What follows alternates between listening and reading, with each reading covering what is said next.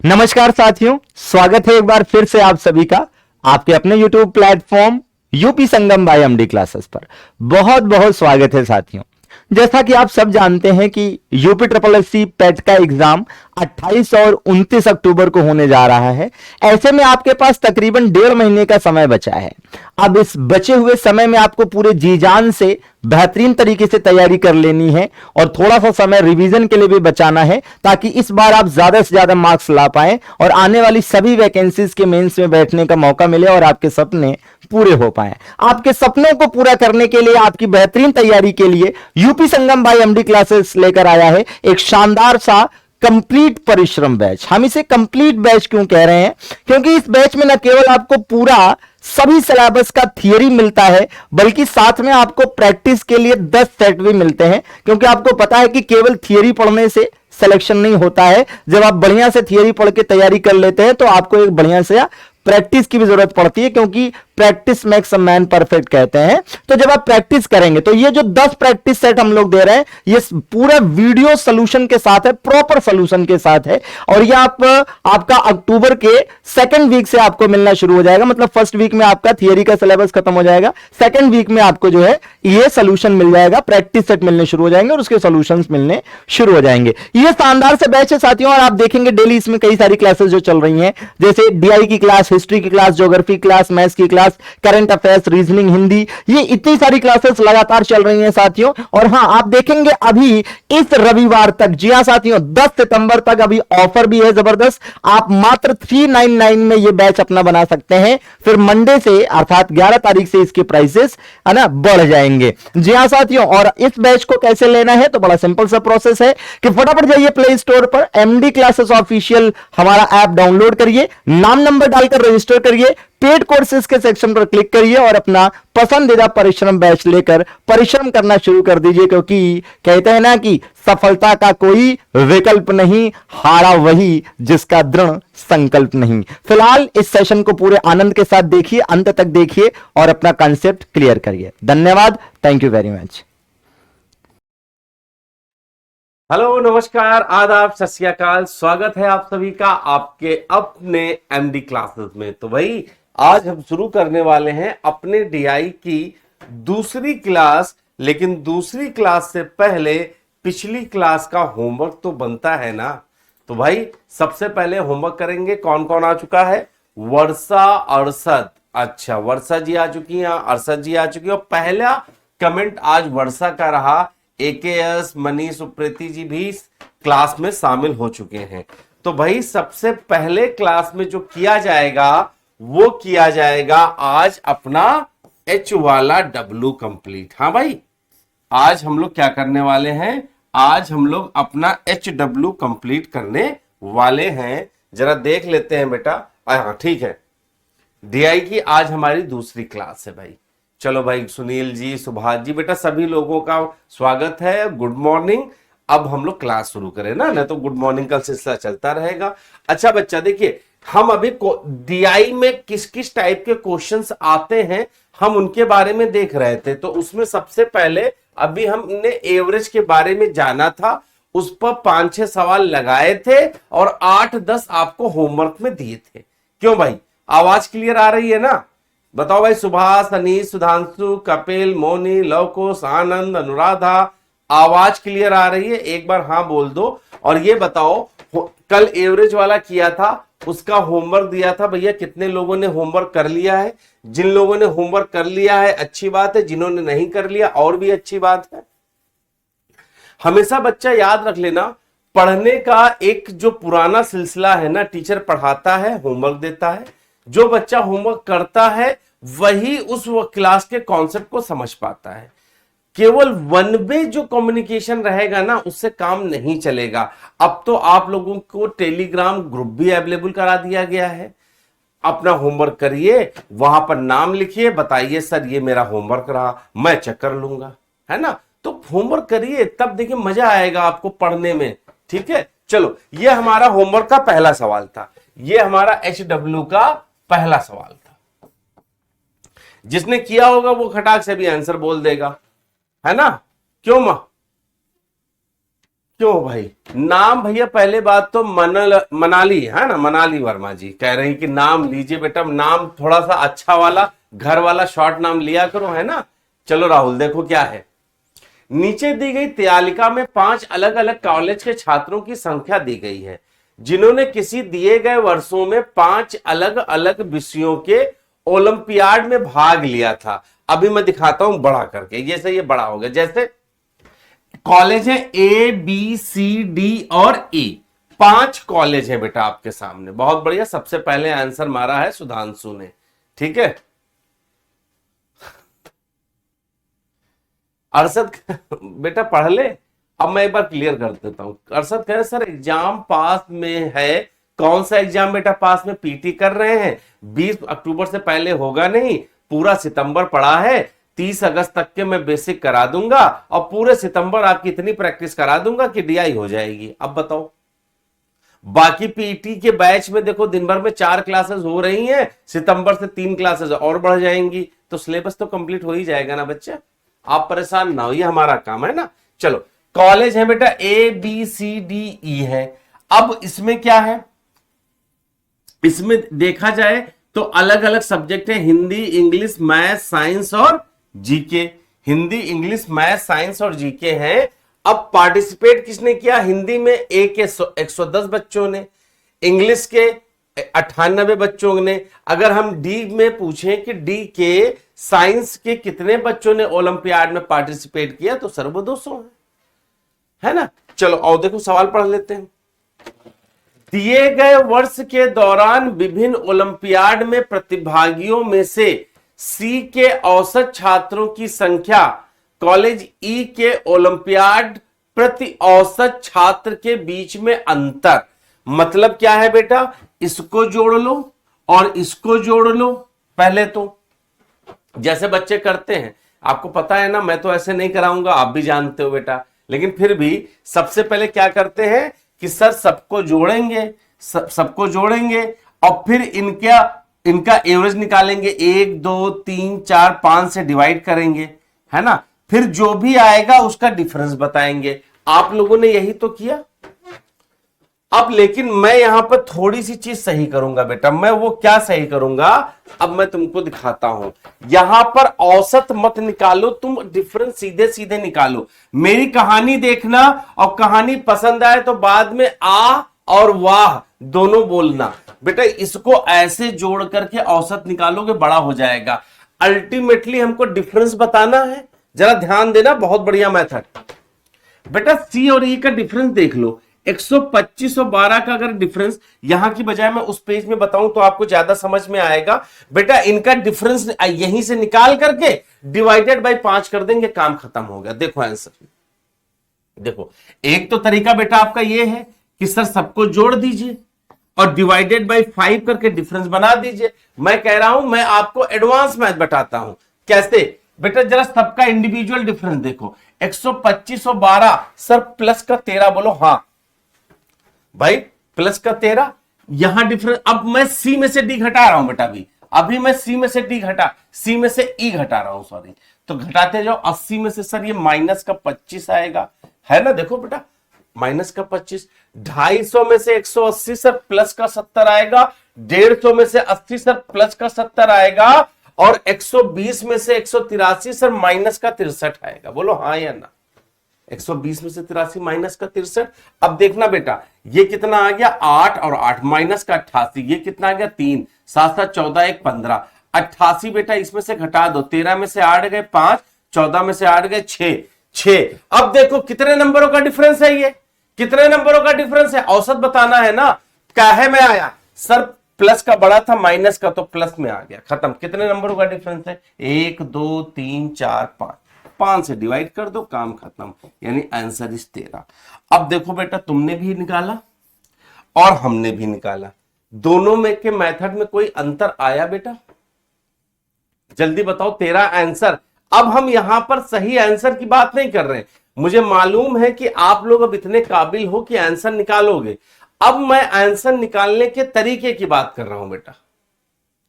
क्या ये बात समझ में आई? भाई अभी तुम क्या करते, तुम पहले इसको जोड़ते, सर 5 आया, 8 2 10 5 15 5 20 2 22 हासिल लगा 2 1 3 2 5 1 6 1 7 करते, फिर यहां करते 5 2 7 3 10 का 0 हासिल लगा 1 1 1 2 8 2 10 8 18 8 26 हासिल लगा 2 3 4 5 6। फिर सर क्या करते आप इन दोनों को, अब देखो बेटा यहां से यहां डिफरेंस करो तब भी 65/5 ही तो आ रहा है। अब देखो 65/5 ही आया ना, तो ये 65/5 जो मैंने ऐसे निकाल दिया ये ज्यादा आसान नहीं लगा आपको। अब मैं क्या अंतर करता हूं समझो बेटा, यहां पर तुम डाटा देखो 200 के अंदर ही काम है, यहां 700 और 600 ले जा रहे हो। कहने का मतलब है कि हम पहले अपने सवाल को आसमान की ऊंचाई पर ले जा रहे फिर नीचे ला रहे। हम कह रहे क्यों ही ले जाना भाई, नीचे नीचे काम कर लो। बात समझ में आ गई? पक्का ना? क्लियर है ना? जब डिफरेंस निकालना होगा बेटा तो सबका डिफरेंस लेते चले जाना खटाखट। अब क्या करना, ऐसा मत करना कि एक बार सी में से ई घटाओ तो अगली बार ई में से सी घटा देना। एक ही पैटर्न रखना, सी में से ई घटाया तो सर कुछ प्लस का आया कुछ माइनस का आया, प्लस माइनस को आखिरी में देखा तो सर प्लस का 65 बचा, क्योंकि बात औसत की थी इसलिए सर 5 से डिवाइड कर दिया, काम खत्म हो गया। चलो अब बहुत बात हो गई, इस सवाल की बात करते हैं। जल्दी जल्दी होमवर्क के सवालों को खत्म करेंगे, फिर हम लोग पहुंचेंगे जानते हो कहां पर, आज अपने टाइप 2 सवाल की तरफ, दैट इज परसेंटेज। सवाल देखो, कितने छात्रों ने 30-40 के बीच अंक प्राप्त किए? कितने छात्रों ने, अब देखो बेटा ये क्या लिखा है, 10 से कम, इसका मतलब समझते हो सर, 0 से 10 के बीच में 2 नंबर है। 20 से कम, अब समझो बेटा 20 से कम, इस 5 में ये 2 भी तो होगा। सवाल इसी में समझने वाला था बेटा, समझना। सर 0 से 10 अगर हमको बनाना हो 10 से 20 में, तो बेटा 20 से 5, 20 से कम में 5 लोग हैं, उसमें 0 से 10 के 2 हटाओगे तो इसमें 3 ही तो बचेंगे। पक्का? देखो सूर्यभानु जी, सवाल इससे ऐसे ही गलत होते हैं। फिर अगर सर हमको 20 से 30 निकालना हो तो 30 से कम में तो आपने 6 निकाल दिए, लेकिन सर वो 6 में से 5 तो 20 वाले हैं ना, तो इसके हिस्से में तो एक ही आएगा। उसी तरह बेटा अगर हमको 30 से 40 निकालना होगा तो 40 से कम में आपके 8 लोग हैं, उसमें भी 30 से उससे हटाओ तो 6 हटा दोगे, तो 30 से 40 में 2 ही तो मिलेंगे। और इसी तरह बेटा 40 से 50 में निकालोगे तो 50 से कम में 10 है, लेकिन 40 से कम में 8 है, यानी 40 और 50 के बीच में बेटा 2 ही तो आए। अब बताओ, अब सवाल देखो अपने आप समझ में आ गया कि नहीं आ गया? एकदम क्लियर, क्रिस्टल क्लियर है। 8 बेटा मोनी, मनीष, मुझे मालूम है कि गलती में 8 लोग बताएंगे, लेकिन समझो ना बेटा ये 40 से कम है। अब इस 40 से कम में मतलब 0 भी है, 10 भी है, 15 भी है, 20 भी है, 25 भी है, 30 भी है, लेकिन आपसे तो बेटा 30 और 40 के बीच की बात बोली गई है ना, तो आप इसको सही से लिखो ना ऐसे। अब देखो 30 से 40 के बीच में कितने लोग दिखाई दे रहे हैं सर? देयर इज ओनली 2%, काम खत्म। क्या बात समझ में आ गई? मनीष बाबू जल्दी से बताओ बच्चा, क्या सभी लोगों को यह बात समझ में आ गई जो बात हम समझाना चाहते हैं? बात समझ में आ गई ना भाई? हाँ बताओ भाई, अरशद करें एक बात बताइए बेटा, फिर मैं बता रहा हूं तुम गलत ट्रैक पे जा रहे हो अरशद बेटा। करंट कहां तक आएगी, करंट आएगी कि नहीं आएगी, या लाइट आएगी कि बिजली जाएगी? मैं सही बताऊं तो मुझे डीआई के बारे में पूछो, मैं बता दूंगा। करंट के लिए मैं पढ़ा नहीं बेटा आपको, जितना वो बताएंगे वो आपको बता देंगे, है ना। चलो इस सवाल को करो। दी गई तालिका वर्ष में एक गांव द्वारा प्रतिदिन अनाज की खपत दर्शाती है। मतलब एक गांव है बेटा, जैसे 1998 से 2000 के बीच में 180, अब किलो में है कि किसमें है? ये किलो में है। एक गांव ने 180 किलो चावल खाया, 50 किलो गेहूं खाया, 35 किलो बाजरा खाया, और ये मैंने मेज जौ होता, जौ और बाजरा में बेटा इन्हीं दोनों में से कोई होगा हिंदी में, ठीक है? ठीक है, चलो अब सवाल देख लेते। सवाल क्या है? हिंदी में लिखा ही होगा। वर्षों के किस सेट के लिए प्रतिदिन की औसत खपत अन्य वर्षों के सेट के खपत वर्ष के बराबर है? बेटा समझो, सवाल ये कह रहा है कि जैसे ये साल है, इस साल में अगर इन सबको जोड़ दिया जाए और उनका औसत निकाला जाए तो कौन से ऐसे 2 साल हैं जो आपस में बराबर होंगे? ठीक है, कौन से ऐसे हैं जो साल हैं? अब क्या करोगे बेटा? कुछ नहीं करना है। मान लो सर इसका जोड़ ए आया, इसका जोड़ बी आया, इसका जोड़ सी आया, इसका जोड़ डी आया, इसका सम, ये सम मान लो। मैं समझा रहा हूं सवाल को बेटा, सवाल करने से पहले समझना जरूरी, मैं समझा रहा हूं। मान लो बेटा आपका एबीसीडी आया, अब क्या करोगे? अब बच्चे क्या करेंगे? कहा गया है औसत, कहा गया है तो औसत के नाम पे बेटा तुम लोग फिर इसको कितने हैं? 1 2 3 4 है सर, 4 से विभाजित करने लगोगे। अरे बेटा ये बताओ, जब A B C D E को सबको तुम्हें 4 से ही विभाजित करना है तो मेरे भैया जो छोटा है वो छोटा ही आएगा और जो बड़ा है वो बड़ा ही तो आएगा। बोलो हाँ या ना? भाई मैं कहता हूं थोड़ी देर के लिए मान लो ये 80 आ जाए, ये 60 आ जाए, ये 20 आ जाए, ये 40 आ जाए, तो कौन बड़ा है सर? 80 बड़ा है। अब इसमें तुम कहो नहीं, अभी तो औसत निकालना था, सर ने तो औसत बोला था, हम औसत निकाल करके बताएंगे। तो बेटा जब औसत निकालोगे तो ये 20 आएगा, ये 15 आएगा, ये 5 आएगा, ये 10 आएगा। फिर भी अब यहां पर देखो बेटा, जो बराबर होगा, मान लो जो बड़ा है वो बड़ा ही होगा। अब थोड़ी देर के लिए मान लो एक और आया था तुम्हारा, एक और 80 आया था, ये 2 बराबर आ रहे हैं, 4 से डिवाइड करोगे तो बेटा ये भी बराबर आएगा। अगर संख्याओं का योग बराबर होगा बेटा तो उसमें जो एवरेज निकालोगे वो भी बराबर होगा। बस मैं यही कहना चाह रहा हूं, मतलब ये बेटा औसत के भेष में छुपा हुआ जोड़ वाला सवाल है। बात समझ में आई? कैसे बेटा सबको, अब देखो मैं कैसे जोड़ता हूं। 6 5 11 1 12 सर इसका यूनिट डिजिट 2 है, हो सकता है यूनिट डिजिट से काम चल जाए बेटा। 9 7 16 से 6 4 10 7 17 सर इसका यूनिट डिजिट 7 है। 9 5 14 8 22 और 9 31 सर इसका 1 है। 1 1 5 सर इसका यूनिट डिजिट 7 है। 4 3 7 4 11 का 1 और 7 8 हो गया।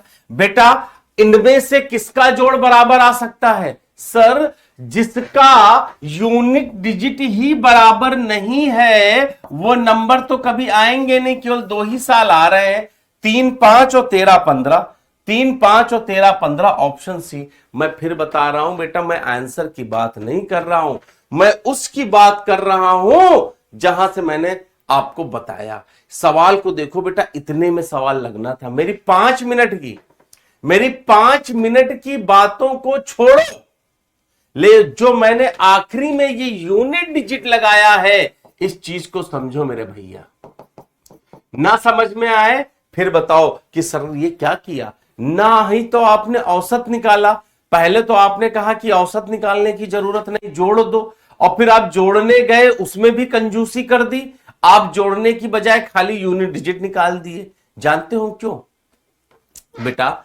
जब इस नंबर को पूरा जोड़ोगे तो अब जो नंबर यहां पर आएगा, यहां पर आएगा, यहां पर आएगा, 3 डिजिट के लगभग नंबर आएंगे। अब बेटा जब उनका यूनिट डिजिट ही नहीं बराबर है तो आगे के अगर दोनों नंबर भी बराबर हो गए तो क्या फर्क पड़ता है? यह सवाल हमारा थोड़ा बड़ा तब हो जाता, यह सवाल थोड़ा बड़ा जानते हो हमारा तब होता अगर कहीं और भी 2 बराबर आ जाते। लेकिन पेपर बनाने वाला जानता है मुझे स्मार्ट बच्चों की जरूरत है, जो स्मार्ट तरीके से लगाएंगे वही आगे जाएंगे। समझ में आ गई बात? आ गई बात। चलो मैं सवालों में थोड़ा सा बेटा टाइम लेता हूं, मुझे लगता है कि अगर थोड़े से टाइम से आपको समझ में आ जाता तो बेहतर होता है। और आ जाओ, आप यहां पर सॉल्यूशन के लिए नहीं आए हो, कैसा सॉल्यूशन है उसलिए बेटा आप इस वीडियो को देख रहे हो, हमेशा याद रखना। चलो आगे आओ, क्या है दिया गया दंड आलेख 2014 से 18 तक ए और बी प्रकार की कारों का निर्यात दर्शाता है। जैसे बेटा ये जो आपके सामने लिखा हुआ है ये ए और बी, अब तो ये कलरफुल था, मैं बार बार बताता हूं बेटा आपके पेपर में कलर नहीं होगा, वहां ब्लैक एंड व्हाइट होगा। तो वहां पर क्या होगा, अगर ए आगे लिखा है तो जितने डंडे बेटा आगे वाले हैं वो सारे ए के हो गए, और अगर बी पीछे लिखा है तो जितने डंडे पीछे वाले हैं वो सारे बी के लिए हो गए। ठीक है बेटा, सारे बी के लिए हो गए। अब क्या करना है, अगर मैं आपसे पूछूं कि वर्ष 2016 में ए का निर्यात कितना था, वर्ष 2016 में ए का निर्यात कितना था, तो बेटा सबसे पहले तो आप साल 16 में चलोगे। सर कौन सा पूछा है, ए का पूछा सर 275, अगर बी का पूछते तो हम बोल देते 200। ये है डीआई। जब डीआई बेटा समझ में आ जाती है तब हम सवाल को करते हैं। पढ़ो, अच्छा सवाल था, थोड़ी सी मेहनत लगेगी और कुछ नहीं है। जरा देखो, किस वर्ष में ए प्रकार की कारों का निर्यात, किस वर्ष में ए प्रकार की कारों का निर्यात 5 वर्षों में बी प्रकार की कारों के औसत निर्यात से 55 मिलियन कम है।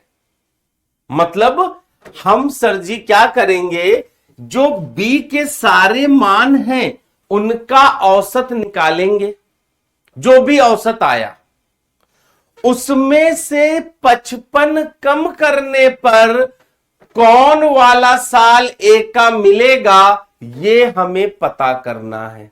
आ जाओ, औसत निकालने जा रहे हैं। और औसत तो सर जी माना से निकालते हैं, क्यों भाई, औसत तो सर माना से निकालते हैं ना। आओ वो माना, देखो बेटा जिनको अच्छा लगता है जोड़ सकते हैं, कोई बुरी बात नहीं। 225, 250, 200, 275 और 325 सबको जोड़ करके 5 से विभाजित कर दो, सवाल यहां से भी आता है। लेकिन मैं चाहूंगा कि आप माना, अब देखो ऑप्शन दो, क्या मानोगे सर, 15 में देखा जाए तो 150 है, 14 ऑप्शन में है वहां 200 है, 17 ऑप्शन में है सर 175 है, और 16 ऑप्शन में है 275 है। बेटा मैं एक काम कर लेता हूं, सब 200 250 के पास में दिख रहे हैं भी, देखो 225, 250, 200, 275, तो मैं 250 मान लेता हूं, बीच में मान लेता हूं। अब क्या है, मैं सब में से 250 घटा रहा हूं, सब में से मैं 250 घटा रहा हूं बेटा। 225 में से 250 घटाएंगे सर माइनस का 25, फिर सर 0 आ जाएगा, फिर सर माइनस का 50 आएगा, ये माइनस का 25 आएगा ना। एक मिनट, 250 में से 50 घटाओगे माइनस का 25, सर फिर 0, फिर माइनस का 50, फिर प्लस का 25, और सर फिर प्लस का 75 डिवाइडेड बाई 5। अब देखिए सर 25 25 घटा गया 75, 25/5 सर ये आ गया 5, प्लस का बच गया ना। अगर ये 0 आ गया होता तो यही होता, जो बचता है मैंने यही कहा था जोड़ देना। सर बी का औसत तो 55 आ गया, बी का औसत 55 आ गया। ठीक है, बी का औसत 55 आ गया, लेकिन ए क्या होगा सर, ए होगा इसके औसत से 55 कम। तो बेटा 55 कम कर दो तो बचा कितना साहब, साहब 200 बचा। अब बताओ कौन वाले साल में ए 200 है, कौन वाले साल में नीली पट्टी 200 है। Sir only in 2014, only in 2014। मुझे देख करके बताने में कोई गुरेज नहीं है कि सूर्यभान ने सारे होमवर्क किया था, क्योंकि एक सिंगल बच्चे का पहला आंसर आता है सवाल आंसर बताने के बाद में, बाकी लोग तो यही कर रहे हैं। बेटा आने वालों के तो 100 नंबर भी आते हैं, सकने में कुछ नहीं होता है बेटा, ये तुमको पता होना चाहिए। तुम कितनी मेहनत करते हो हमें तो नहीं पता ना बेटा, हम तो कहते 100 में से 100 भी आ सकते हैं। भाई जब नॉर्मलाइजेशन का दौर है तो हाईएस्ट वाले को ही तो 100% मान लो, समझे ना बच्चा। लेकिन 80 प्लस तो कम से कम करने ही होंगे। ये पढ़ो क्या है, ग्राफ एक्स के आयात को 13 से 19 के मध्य करोड़ों में दर्शाया गया है। कोई सामान है बेटा एक्स जो अलग अलग सालों में अलग अलग क्वांटिटी के साथ आता है। ठीक है, अलग अलग सालों में अलग अलग क्वांटिटी के साथ आता है। ठीक है, विगत कितने वर्षों तक एक्स का आयात x के औसत आयात से अधिक है। मतलब ये जो बेटा क्वांटिटी है x की, सबसे पहले तो इसका एवरेज बताना है आपको। अब बेटा जितने भी लोग मेरे एवरेज के मेथड को नहीं समझ रहे हैं, मैं दावे के साथ बोल रहा हूं आपने पहली क्लास नहीं देखी है। और बेटा डायरेक्ट अगर तुम आज दूसरी क्लास देख रहे हो ना, तो जिंदगी की सबसे बड़ी गलती कर रहे हो। मैं होमवर्क सॉल्व कर रहा हूं और एवरेज का मेथड नहीं आएगा, पहली क्लास पीछे देख लेना बेटा। समझे अखिलेश? जितने भी लोग देख रहे हो, ठीक है, आ जाओ जल्दी। कैसे समझे? अब बेटा 700 से 2000 है, इन दोनों के बीच में कोई औसत आना है। हम क्या मान लें बेटा? देखो 1200 है ना, हम कह रहे 1200 मान लो। अब 700 में से 1200 घटाओगे तो माइनस का 500, 900 से घटाओगे 300। अब देखो सर यहां तो 0 0 आ जाएगा, 13 में से 1200 घटाओगे तो प्लस का 100, और 2000 में से 1200 घटाओगे तो सर 800। डिवाइडेड बाई कितने साल है? 1 2 3 4 5 6 साल है सर, 6 कर दिया। 5 3 8, 5 3 8 कट गया, 100 बटा 600, तो बेटा 50/3 आया। 50/3 किसमें सर? प्लस में आया भाई।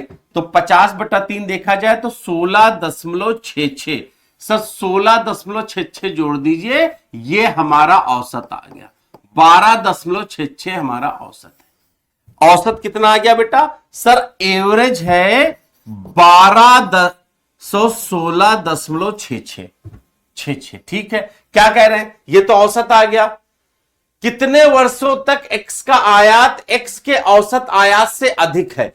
1216.66 से अधिक कितने वर्षों में है? तो सर ये देखिए, ये तो कम है। केवल 2 साल ऐसे हैं जब x का आयात उसके औसत से ज्यादा है। There is only 2 year. अब बताओ बेटा, इसमें भी मनीष बच्चा आपके कुछ कैलकुलेशन की प्रॉब्लम है। मुझे लगता है कि आप कैलकुलेशन गड़बड़ कर रहे हो बेटा, इसीलिए मैं बता रहा हूं। आप जैसे बच्चों के लिए मैंने ये कैलकुलेशन बनाया है, नहीं तो मुझे तो क्या है यार, 9 7 16 12 28 12 40 13 53 और 10 7300/8, 7300/8 में तो आंसर निकाल देता है ना। देखो ना, 9 7 16 12 28 12 40 5300 और 2 7300/8, खत्म सवाल।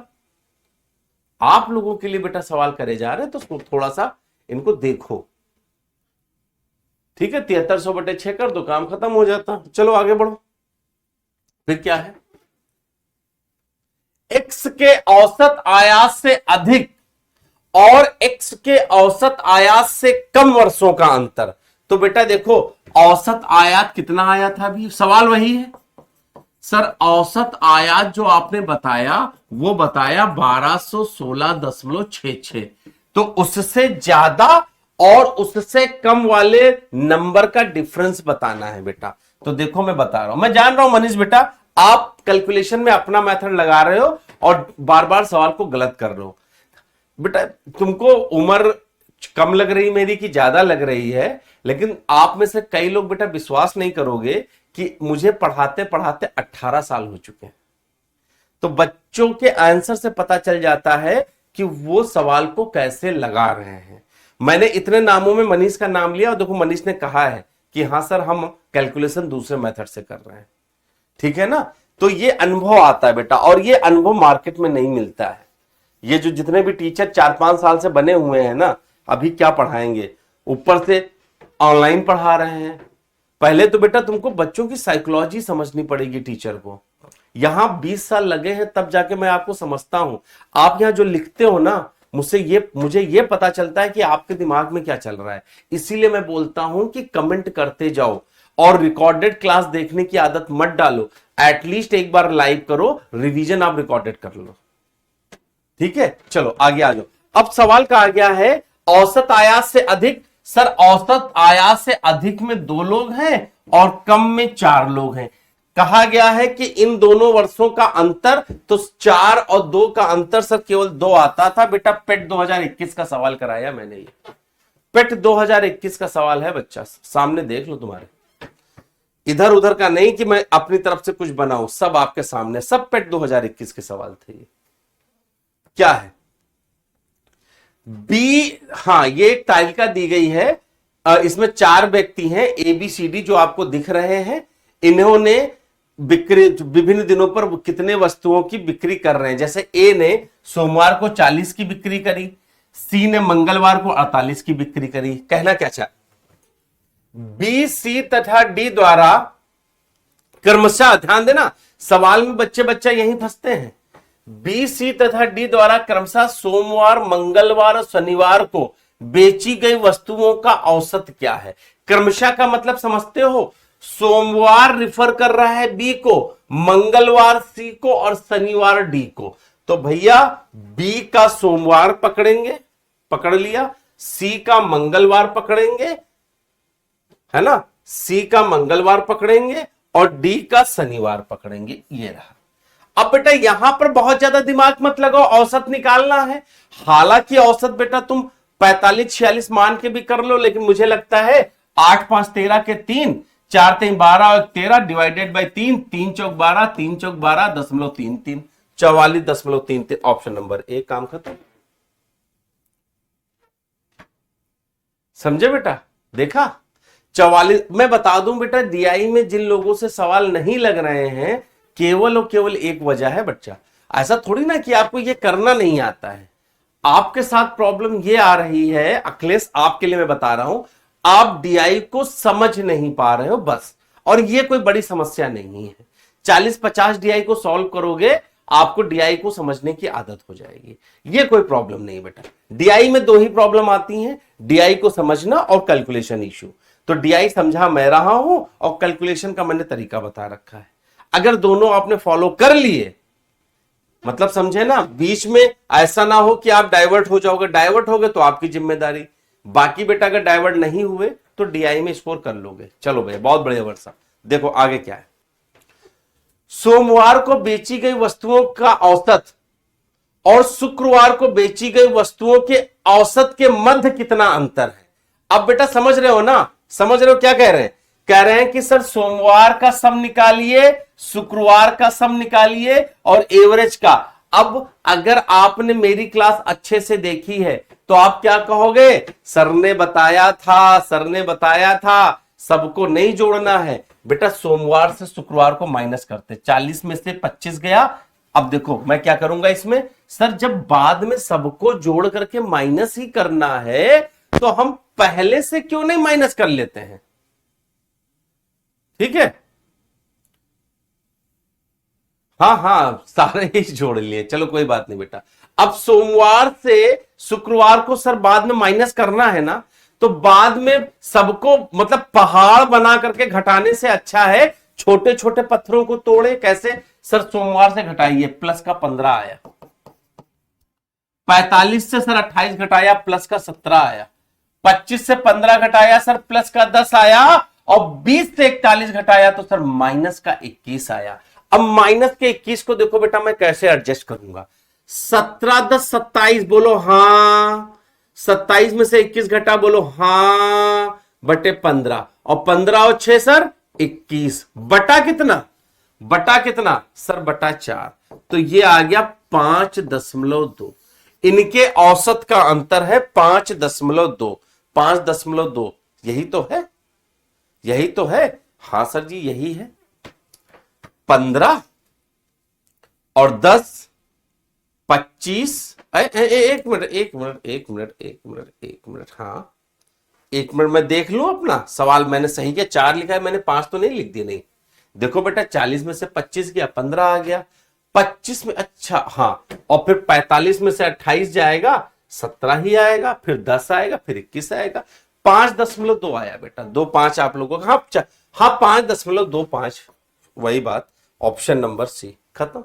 अब देखो बेटा मैं अगर ऐसे करूं, अब बाकी आप लोग ऐसे कर रहे होगे, आप क्या करोगे, सबको जोड़ रहे होगे, 40 85 85 25 कहोगे, 120 140 बटे 4, फिर इसको जोड़ोगे बटे 4, जो आएगा उसका निकालने जाओगे डिफरेंस, तो टाइम लगेगा ना भाई। ऐसे करो, करो बेटा, ऐसे करो, क्योंकि इसी में कैलकुलेशन कम है, और जहां कैलकुलेशन कम होता है मतलब उस रास्ते में गड्ढे बहुत कम हैं। और ये बताने की जरूरत नहीं बेटा, गड्ढा मुक्त सड़कें आपकी गाड़ी की स्पीड बढ़ाएंगी। तो इसीलिए अगर कैलकुलेशन नहीं करोगे तो आपको क्लास में पेपर के टाइम पर आपका पेपर दूसरों के कंपेयर में जल्दी खत्म होगा। चलो आगे लो, ये देखो कितना बड़ा सवाल। आज हम एवरेज पर ही लटके हैं अभी तक बेटा। अच्छा लास्ट सवाल है, ठीक है, वही मैंने कहा इट्स टू मच, आधे घंटे में हो जाना चाहिए था। भारत में 2010 और 17 के मध्य फसलों का उत्पादन, अच्छा आओ तुमको पहले समझा देते हैं बेटा। यह है भारत में 2010-11 में गेहूं 6121 कुंटल पिंटल, उधर लिखा होगा। चावल 874 हुआ, 11-12 में बढ़ गया, 12-13 में और बढ़ा। भैया ये कंपैरेटिव स्टडी में बहुत आती है, टेबल से कंपेयर बहुत पूछा जाता है कि लगातार वृद्धि किसमें आई, लगातार गिरावट किसमें आई, कौन किससे ज्यादा रहा, ये टेबल में ज्यादा पूछा जाता है बेटा। तो मैंने कहा मैं अभी पाई चार्ट नहीं करा रहा बेटा, पाई चार्ट का एक स्पेसिफिक डे करेंगे जब टाइप वाइज खत्म कर लेंगे। चलो सवाल समझ लेते। ये तो समझ में आ गया कि अलग अलग सालों में भारत में कौन सा अनाज कितना उत्पादन हुआ है, ये दिया गया है इसमें, ये डाटा में लिखा हुआ है बेटा। सवाल पढ़ लेते हैं, ठीक है। उत्पादन टन में है। वर्ष 10-11 से 16-17, 10-11 से 16-17 मतलब सारा ही बेटा, है ना। 10-11 से 16-17 का मतलब हो गया सारा ही, कि अवधि के मध्य आलू का औसत उत्पादन कितना था। जब कभी भी औसत आए ना बेटा पेपर में, तुमको मेरा चेहरा याद आना चाहिए कि औसत आया था और आलू बताया सर ने। आलू। अब बेटा समझो 200 200 200 200 फिर 400 400 गया है, तो 200 और 400 के बीच में मैथ वालों ने माना कि वो राष्ट्रपति बन गए 300। अब सब में से सर 300 घटा दिए, देखिए सर माइनस का 90 माइनस का 80 और ये माइनस का 78, 300, और फिर सर माइनस का 55, फिर प्लस का 15 प्लस का 100 प्लस का सर 145। देखो बेटा 6 थे, 6 है ना, 1 2 3 4 5 6 7 है ना, तो 4 इधर हो गए, ये इधर हो गए। इन माइनस वालों को अलग जोड़ लो, 8 5 13, हासिल लगा 1, 10 8 18, 7 25 और 5 30। सर ये 303 है। ये कितने हैं, 5 5 10 के 0, हासिल लगा 1, 4 2 6, सर ये 260 है। यानी 300 का जो सर आपने एवरेज माना था वो ज्यादा था। कोई बात नहीं, माइनस में आया ना, कितना आया माइनस में, सर घटा दो, 260 को घटा दो, प्लस का सर आएगा माइनस में 3 और 10 में से 6 गया 4, डिवाइडेड बाई 7, तो माइनस में सर 6.1 समथिंग आ रहा है। तो माइनस में सर 6.1 समथिंग कर दो, तो 293.9 के पास पास आंसर है। 293 एक ही ऑप्शन नंबर बी, काम खत्म। Option number B. भाई मैं फिर बता रहा हूं, मैं ये नहीं कह रहा हूं तुम ऐसे ही करो। अगर तुमको अपनी कैलकुलेशन पर विश्वास है तो जोड़ दो बेटा, जोड़ दो। 5 5 10 5 15 और 2 17 का 7, हासिल लगा 1 1 1 2 2 4 2 6 4 10, 11 और 4 15 का 5, हासिल लगा 1 2 1 3 2 5 2 7 2 9 3 12 4 16 4 20 बटा 1 2 3 4 5 6 7 कर दो, 7 दूनी 14, 6 गया, 7 9 63, 2 गया, 7 त्रिक 21.93। लीजिए बेटा, आप कर सकते हो तो कर दो। मैंने तो उनके लिए बताया बेटा जिनकी कैलकुलेशन मिस्टेक होती है, मेरी होती। मेरे जीवन में सबसे ज्यादा बेटा मेरे नंबर मैथ में कटे तो केवल कैलकुलेशन की वजह से कटे थे, ठीक है। तो ये हो गया मामला हमारा। तो अब औसत पूरी तरह से बता दिया गया बच्चा। एवरेज में जितना अच्छा और जो बताया जा सकता था वो मैंने पूरी तरह से आपको बता दिया। और अगर आप ईमानदारी से देखोगे बेटा तो पूरे 15 क्वेश्चन हम लोगों ने एवरेज में अलग अलग टाइप के देखे हैं।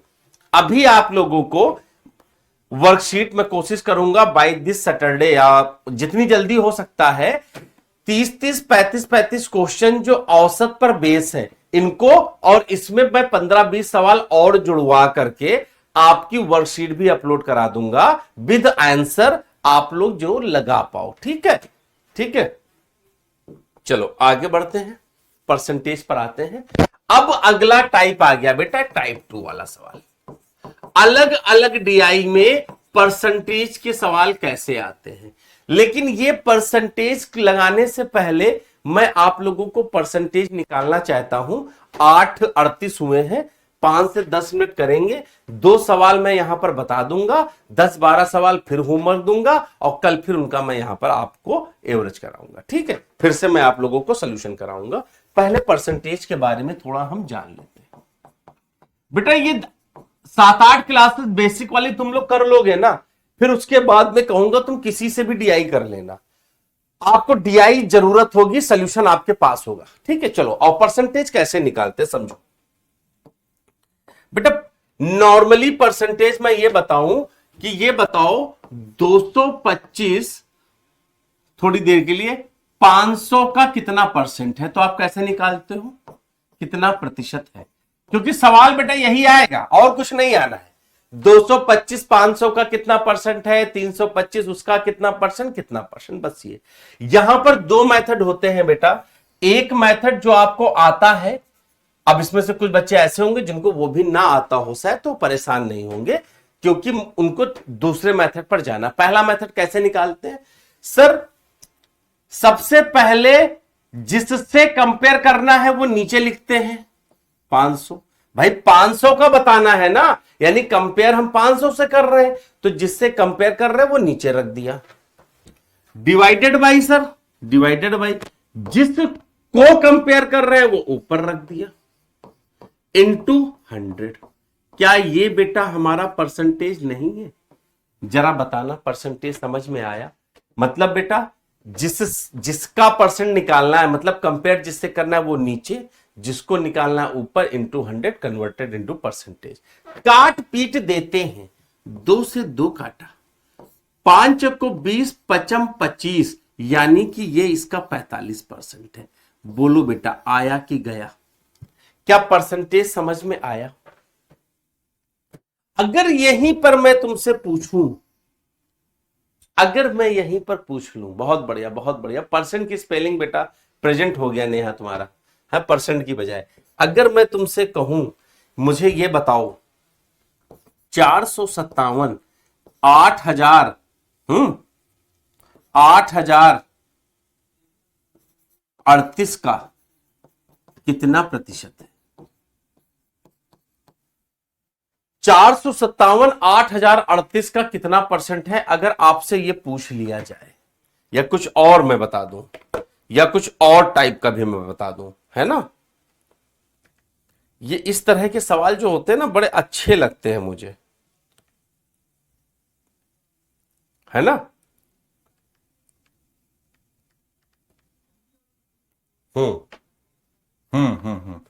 ये इसका कितना परसेंट है ये बताओ। अब बेटा इसको कैसे निकालोगे? 457 बटे 8038 इंटू 100। अब बेटा क्या है सर, यहां पर हम कैलकुलेशन करेंगे तो सवेरा हो जाएगा।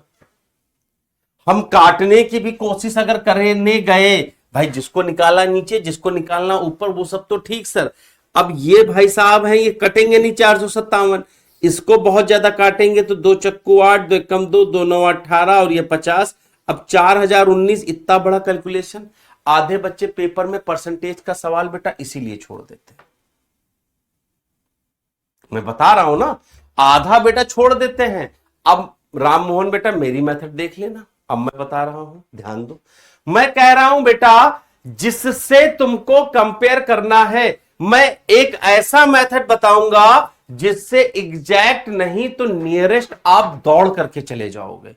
अगर मैं कह दूं कि तुमको लाल किला जाना है तो इंडिया गेट तक भी पहुंच गए, तो कहीं पहुंच गए ना, दूसरे प्रदेश से आए हो, अब थोड़ी दूर बची, अंदाजा लगा के पहुंच जाओगे। अब मैं वही सिखाने जा रहा हूं बेटा। अगर इस वाले सवाल में मेरी मेथड की बात करो तो बेटा हम जिसको कंपेयर कर रहे हैं वो क्या पूरा 100% जो है वो 500 है या नहीं? बोलो हाँ या ना। भाई जिससे कंपेयर कर रहे हो उसको पूरा 100 माना। अच्छा, वहां पर अगर मैं कहूं कि सर इसका फिर 10% कितना होगा? सर 10 क्या है, वो दोनों तरफ 10 से डिवाइड, अरे बेटा दोनों तरफ 10 से डिवाइड भी मत करो, एक नंबर बाद डेसिमल लगा दो, 10% 50 हो जाएगा। बताना अगर कोई दिक्कत हो। अगर मैं कहूं बेटा 1%, तो क्या बेटा 1% इसका 5 होगा? पहले ये 3 आपको आई कि नहीं आई, क्योंकि पूरा मेरा मेथड इस पर डिपेंड करेगा। बोलो बेटा, इसमें कुछ समझने में कोई दिक्कत तो नहीं? भाई कंपेयर जिससे करना है उसको मैंने परसेंटेज में ही कन्वर्ट कर लिया। मैंने 500 को बेटा परसेंटेज में कन्वर्ट किया और फिर 225 को भी मैं परसेंटेज में कन्वर्ट करूंगा। तो 500 से जिससे कंपेयर करना था सर, वो हमारा 100% है। अब सुनो, अब मेरी बात समझना, मजा आया तो बोलना हाँ, आह वाह कर देना। बेटा अगर 10% 50 के बराबर है, तो बेटा 50 का ऐसा पहाड़ा पढ़ो कि 225 के पास आ जाए। 50 का पहाड़ा ऐसा पढ़ो कि 225 के पास आ जाए, तो सर 50 चक्कू होता है। 50 चक्कू मतलब सर 40% जो है वो 200 हो गया। अगर सर हम यहां 50 का पहाड़ा 5 बार पढ़ देते कहीं गलती से, 50 का पहाड़ा 5 बार, तो सर जो 50% है ना वो 250 आ जाता, बट हमारी वैल्यू तो सर केवल 245 थी। इससे क्या पता चलता है सर? इससे यह पता चलता है कि 225 जो है वो 40% और 50% के बीच में कहीं आएगा। मतलब इसका मान 40% से नीचे नहीं है और 50% से ऊपर नहीं है। एग्जैक्ट मैं निकालता हूं, अभी देखो। अब क्या हुआ सर? 225 225, ठीक है सर, 225 निकालना था, 200 आपने निकाल लिया, अब खाली 25 और बता दो, हमारा काम खत्म हो जाएगा, हम घर चले जाएंगे। तो 25 कहां निकालोगे सर? 25 के लिए ये देखो 5 बैठा है ना, 5 का गुणा किससे करे कि 25 हो जाता है? तो बच्चा भी बता देगा सर 5 से कर दीजिए, तो 5 25, तो ये बेटा 5% हो जाएगा और ये 25 हो जाएगा। दोनों को मस्त जोड़ दोगे तो 45% का मान 225 हो जाएगा। मैं बताता हूं, यहां पर बहुत से बच्चे जानते हो क्या कहेंगे? अरे सर उससे बेहतर तो ये कर लेते। अरे मेरे भैया ये तो बेहतर था, मैं थोड़ी कह रहा हूं कि इस वाले सवाल में तुमको ये लगाना है। ये मैंने इसलिए समझाया कि तुमको समझ में आ जाए, क्योंकि अभी मैं यहां लगाने जा रहा हूं। ये सवाल तो बेटा ऐसे ही करना जो कट जाए, लेकिन अगर इस टाइप का आ जाएगा तो कैसे करोगे, मैं वो बात बता रहा हूं। अब ध्यान दो, देखो 45% आया ना, 4005 सर 45 बराबर 225, यानी कि 100 से कंपेयर करोगे तो सर 225 45% होता है। आ गया, ये पूरा पूरा आ गया। अब मैं इसकी बात करूं बच्चा, ध्यान देना ध्यान देना। अभी कई लोग कहेंगे सर इससे अच्छा तो हम वो कर लेते, इसीलिए मैंने नीचे ये लिख दिया था। आओ दिखाओ दो, कितना जबरदस्त सवाल था बेटा। किससे कंपेयर करना सर? 100%। देखो 100 पेपर में नहीं लिखना होता है, खैर ये मैं जो लिख रहा हूं 8038 ना, इसको तुम ऐसे ये मत लिखो, तुम सीधे 10% लिखो। 10% क्या 803.8 नहीं होगा? बोलो हाँ या ना। क्या बेटा 10% 803.8 नहीं होगा? और अगर मैं 1% की बात बोलूं बेटा, तो क्या वो 80.38 नहीं होगा? तुमको यही समझना है बेटा। 10% 1 नंबर बाद डेसिमल, 1% 2 नंबर बाद डेसिमल, खत्म बात हो गई। ठीक, चलो अब कुछ नहीं। 803 का गुणा किससे करें कि 457 है? तो कहोगे सर जी ये तो ऑलरेडी 800 है, सर जी ये तो ऑलरेडी 800 है, छोटा करो। चलो छोटा करते हैं बेटा, दोनों तरफ 2 से डिवाइड कर दो, तो 10% को करोगे सर ये 5% हो जाएगा, बराबर 2 चक्कू 8, 0, 2 1 कम 2, 2 9 18। सर 5% की वैल्यू 401 हो गई। ध्यान देना बेटा, जिसने इसको कर लिया ना वो मैथ का मास्टर वही है बेटा। सर आप कम से कम ये तो कह दिए कि सर 5% आ गया। अब बेटा इसमें अगर हम 1% जोड़ेंगे, देखना बेटा, अगर 1% हम अगर जोड़ेंगे तो वो 80.38 है। अगर ये जोड़ करके सर हमने बताया तो 5 और 1 6%, 6% का मान देखो बेटा कितना आ गया, 2 8, 482 आ गया। इसका मतलब सर हमारा आंसर 5 और 6% के बीच में है। बोलो बेटा, अब अगर इसके में तुम्हें ऑप्शन मिल गए बेटा, अगर इसमें तुम्हें ऑप्शन मिल गए कि 5 दशमलव कुछ, 4 दशमलव कुछ, 6 दशमलव कुछ, 7 दशमलव कुछ, तो क्या तुम आंख बंद करके 5 और 6 वाले ऑप्शन को नहीं टिक कर लोगे? कैलकुलेशन कहीं किया? नहीं किया। लेकिन मैं आप लोगों को थोड़ा सा और बता दूं कि इसका आंसर 5.0 समथिंग आएगा। अब आप अपने कैलकुलेटर निकाल लो बेटा, कैलकुलेटर निकाल लो। 457 को 8038 से भाग करो, ठीक है, 8038 से भाग करो और इंटू 100 कर दो। आपको जानते हो आंसर क्या मिलेगा? 5.685 के करीब मिल जाएगा। अब मैं आपको इसको बताऊंगा पेपर में, ठीक है। तो 1% पूरा पूरा नहीं आ रहा था सर, 1% तो 80 है, यहां तो खाली 57 है। हम कहेंगे बेटा इसको भी 2 से डिवाइड कर दो तो 0.5 हो जाएगा, इसको 2 से डिवाइड कर दो तो 40.19 नहीं हो गया। देखो बेटा 5.5% जो है 441 कहां, 9, एक 10 के 0 हाथ से लगाए, 442 हो गया। तुमको 457 के पास देखना था सर, 5.5 से थोड़ा सा ऊपर आंसर होगा। कितना क्लोज लेकर के जाओगे बताओ? क्या मैं ये जो बता रहा था समझ में आया कि नहीं आया? बोलो बेटा, ठीक है ना बेटा? मैं परसेंटेज बता रहा हूं, डीआई में आता है, लिखा है 9367 का 339 कितना परसेंट होगा? अब 9367 किसी से कटता ही नहीं है, बच्चे परेशान है, कैलकुलेशन आती नहीं है। तो बेटा ये मेथड आता है ना, पीछे से 1 डेसिमल मारना 10%, 1 डेसिमल और खिसकाना 1%, आ जाएगा ना। कोई सवाल ही ले लेते हैं हम। ये तो आसान वाला है, ये आप लोगों के लिए है बेटा। मैं सवाल कोई बढ़िया सा ले लेता हूं जहां पर मतलब कुछ अच्छी अच्छी कैलकुलेशन आई हो, ऐसी कैलकुलेशन जिससे आदमी थोड़ा हिले। क्या ऐसा कोई मान है आपके पास में? इन सवालों के गट्ठर में क्या कोई ऐसा मान है बेटा? मैं देखता हूं। ये है इन सवालों के गट्ठर में एक ये है। अब मैं ये सवाल दिखाता हूं आप लोगों को, ठीक है बच्चा, ध्यान से देखना। दी गई तालिका में 5 सेल्समैनों द्वारा अर्जित वार्षिक कमीशन है बेटा। जैसे इसको देखो, 5 सेल्समैन हैं, A B C D E, 5 सेल्समैनों द्वारा 15, 16, 17, 18, 19 और 20 अलग अलग सालों में कितना कितना रुपया कमाया गया है। अनीस कह रहे हैं कोई और ऑप्शन है? लाल वाला कलर तो नहीं है सर, थोड़ा सा बैंगनी में दिखाएंगे क्या? बेटा मेथड वही जिससे आप लगा पाओ, ठीक है। बाकी मैथ में मेथड नहीं होते हैं, मैथ में तरीके होते हैं जो खुद के बनाते जाते हैं। चलो अभी मैं ऑप्शन से दिखाऊंगा ना तो आपको आसान लगेगा बेटा। ये अलग अलग सालों में कमीशन है। सवाल क्या कह रहा है? 2018 में बी का कमीशन 5 सेल्समैनों के उसी वर्ष के कुल कमीशन का लगभग कितना परसेंट है? जैसे बी का कमीशन ले ले 2018 में, तो 2018 में सर कुल कमीशन हमको दिख रहा है 1,46,960 में। हमें यह बताना है बी का कितना है सर? 28,000। बी इसका कितना परसेंट है बेटा? सीधे सीधे यही पूछ रहा है, सीधी बात, नो बकवास। अब देखो मैं दिखाता हूं